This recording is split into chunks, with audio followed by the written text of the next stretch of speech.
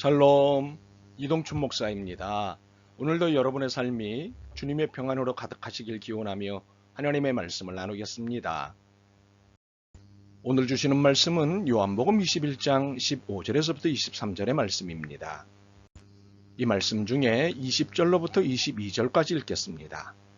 베드로가 돌이켜 예수께서 사랑하시는 그 제자가 따르는 것을 보니 그는 만찬석에서 예수의 품에 의지하여 주님을 파는 자가 누구오니까 묻던자더라. 이에 베드로가 그를 보고 예수께 여짜오되 주님, 이 사람은 어떻게 되겠사옵나이까? 예수께서 이르시되 내가 올 때까지 그를 머물게 하고자 할지라도 내게 무슨 상관이냐? 너는 나를 따르라 하시더라. 아멘. 요한복음 21장 15절부터 23절 말씀을 본문으로 기분 좋게 헌신하기라는 제목으로 말씀을 나누도록 하겠습니다.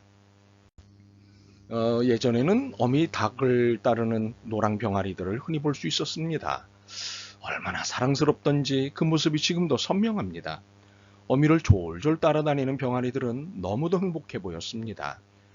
어미를 따라다니기만 하면 먹을 것도 생기고 위험을 만났을 땐 어미가 보호막이 되니 평화롭고 행복해 보였습니다. 부모의 입장에서 자녀들이 언제 제일 예쁠까요? 사정에 따라 다르겠지만 대개가 엄마 아빠를 졸졸 따라다닐 때일 것입니다. 때론 귀찮을 적도 있지만 이때가 제일 예쁩니다. 그러던 아이가 어느덧 커서 자기 스케줄에 따르고 부모와 함께 다니기를 거절할 때가 생깁니다. 느껴보신 분은 아시겠지만 무척 섭섭합니다. 서운하기도 하고 얄밉기도 하고 화도 납니다. 품 안의 자식이란 말이 실감납니다. 하나님이 우리를 언제 제일 예뻐하실까요? 맞습니다. 하나님을 졸졸 따라다닐 때입니다. 내 자녀들이 졸졸 따라다닐 때 예쁜 것처럼 우리가 하나님을 졸졸 따라다닐 때 예뻐하십니다. 우리는 이것을 신앙이라고 합니다. 그리고 이 신앙이 좀 더 적극적이면 헌신이라고 합니다. 우리는 이것을 통틀어 순종이라고 합니다. 오늘 우리가 읽은 본문은 순종을 서약하는 에센스를 보여줍니다. 오늘 본문을 보면 주님이 베드로에게 하신 명령이 두 개입니다. 하나는 내 양을 먹이라이고 또 하나는 나를 따르라입니다. 앞에 것은 사역에 대한 명령이고 뒤에 것은 추종에 대한 명령입니다. 그런데 이 두 명령은 모두 순종을 요구하시는 것입니다. 사실 명령이라는 것 자체가 순종을 요구하는 것입니다. 순종하지 않으면 그 명령은 성립되지 않기 때문입니다. 그런데 명령이라는 것이 아주 좋을 때가 있습니다. 내가 맛있는 거 사줄 테니 나를 따라와. 돈 여기 있다. 마음껏 써. 그까이 거 대충 해. 등등 이런 명령들은 얼마든지 오케이입니다. 그러나 주님이 내리시는 명령은 먼저 하나님의 나라와 의를 구하라는 말씀과 같은 십자가의 명령입니다. 그래서 순종이 무척 어렵습니다. 그 대표적인 예가 베드로입니다. 베드로가 예수님을 처음 만났을 때 신의 능력을 보았습니다. 자신의 영역인 게네사렛 호숫가에서 처음으로 밤새도록 고기 한 마리 잡지 못하고 밤을 샌 때였습니다. 그런데 어부도 아니고 그곳 출신도 아닌 예수라는 분이 나타나서 깊은 데로 가서 그물을 내려 고기를 잡으라고 하시는 것이었습니다. 기가 막힌 제안이자 명령이었습니다. 그래서 의심이 되었습니다. 그런데 이상하게도 그 명령을 거부할 수 없었습니다. 그래서 일단 그 명령에 따랐습니다. 그런데 그물이 찢어질 만큼 고기를 잡았습니다. 예수님의 신적 능력을 믿지 않을 수 없었습니다. 이것이 예수님을 따르는 계기가 되었습니다. 이날 이후 베드로의 생은 예수님으로 꽉 차게 되었고 예수님이 시키시는 일은 어느 것이든 마다하지 않았습니다. 그렇지만 베드로가 예수님을 따랐던 이유는 예수님의 원하셨던 바와는 달랐습니다. 베드로의 순종의 이유는 곧 예수님이 왕이 되실 텐데 그때 높은 한 자리를 차지하게 될 것이라는 기대 때문이었습니다. 그의 순종의 이유는 십자가가 아니었습니다.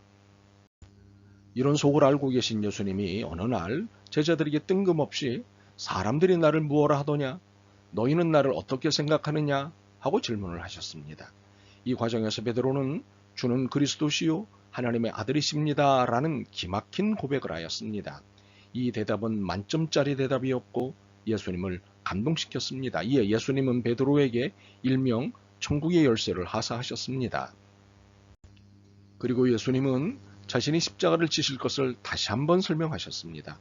그러자 베드로는 그리 마시라고 속내를 드러냈습니다. 이에 예수님은 베드로를 향해 냅다 소리를 치셨습니다. 사탄아 물러가라. 너는 나를 넘어지게 하는 자로다. 바로 이 순간 베드로는 정신이 번쩍 났습니다.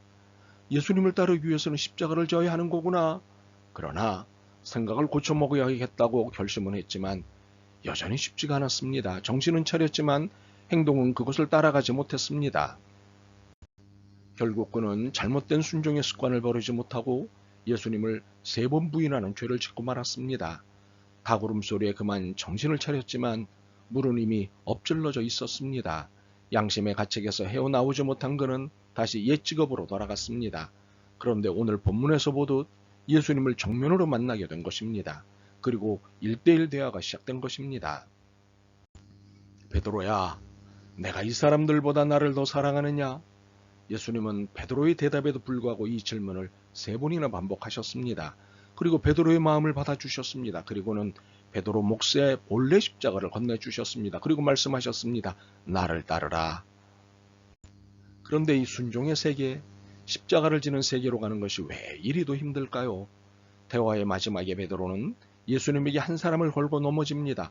요한에 대해서입니다. 주님, 이 사람 요한은 어떻게 되겠사옵나이까? 이 말은 뭔가 감정이 있는 듯한 질문이었습니다. 왜 나보고만 십자가를 지라는 것입니까? 라는 불만이었습니다. 우리는 종종 왜 나만 해야 합니까? 라는 식의 반항을 합니다. 사실 나 혼자만 십자가를 지고 갈 때도 있습니다. 이런 때 우리는 갈등합니다. 왜 나만 헌신해야 하지? 왜 나만 뼈 빠지게 봉사하는 거지? 장로들도 안수 집사들도 팡팡 돌고 있는데 왜 내가 해야 하지? 이 질문에 대한 답이 무엇인지 아십니까? 22절입니다. 예수께서 이르시되 내가 올 때까지 그를 머물게 하고자 할지라도 내게 무슨 상관이냐? 너는 나를 따르라 하시더라. 누군가가 십자가를 지고 안 지고는 그의 몫이지 내가 상관할 바가 아니라는 것입니다. 나는 오직 내 몫의 십자가를 지고 가면 되는 것입니다. 우리의 순종인 헌신에 있어 가장 조심해야 할 것 중 하나가 바로 누구를 탓하고 누구와 비교하고 누구에게 시비를 하는 것입니다. 우스갯소리입니다만 뼈가 있습니다. 할아버지 할머니 부부가 길을 가는 중이었습니다. 할머니가 다리가 아파지자 할아버지에게 업어달라고 했습니다. 할아버지는 할머니를 업었습니다. 미안한 마음에 할머니가 무겁죠 라고 하자 할아버지 그럼 무겁지 하고 퉁명스럽게 대꾸를 하고는 다음과 같은 설명을 붙였습니다. 돌대가리지, 철면피지, 강심장이지, 그러니 무거울 수밖에. 언짢아진 할머니가 등에서 내려버렸습니다. 조금 후 할아버지가 다리가 아파지자 할머니에게 말했습니다. 좀 전에 내가 업어 주었으니 나도 조금만 업어줘. 할머니가 할아버지를 업었습니다. 할아버지가 좀 미안했는지 생각보다 가볍지 라며 말을 지켰습니다. 이번엔 할머니가 삐쳐서 말했습니다. 그럼요. 가벼울 수밖에요. 머리에 든 건 없지. 허파엔 바람 들었지. 속은 비었지. 양심도 없지. 그러니 가벼울 수밖에 없지요. 기왕에 하는 헌신 기분 좋게 업어주면 어떨까요? 기분 좋게 순종하면 어떨까요? 그리고 하나님만 졸졸 따라다니면 어떨까요? 우리의 신앙이 이런 모습이었으면 좋겠습니다. 아멘. 주님을 따르는 순종과 헌신에 불만이 많았습니다. 왜 나만 순종하고 헌신해야 하는지에 대해 불만이 많았습니다. 이제 불만이 아닌 감사와 기쁨으로 주님을 따르기로 결심합니다. 도와주옵소서. 예수 그리스도의 이름으로 기도드립니다. 아멘. 오늘도 여러분의 믿음과 삶을 응원합니다. 사랑합니다.